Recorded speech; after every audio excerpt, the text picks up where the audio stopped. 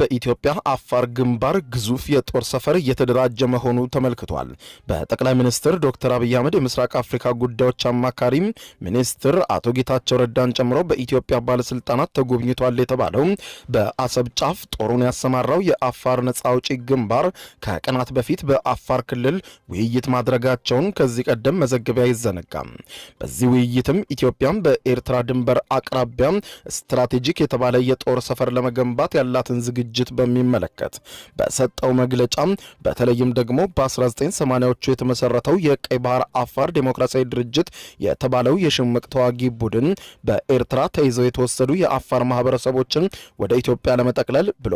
የራስን መብት በራስን የመወሰን እስከ መገንጠል የሚል ሐሳብን ጭምር በመያዝ በቀይ ባህር ቀጠና ደናኪል አካባቢ ሲንቀሳቀስ የቆየውና በኤርትራው ፕሬዝዳንት ኢሳያስ አፈወርቂ አገዛዝ በኤርትራ የሚገኙ አፋሮችን መብት እየተጨቆነ መሬታቸውም እየተዘረፈ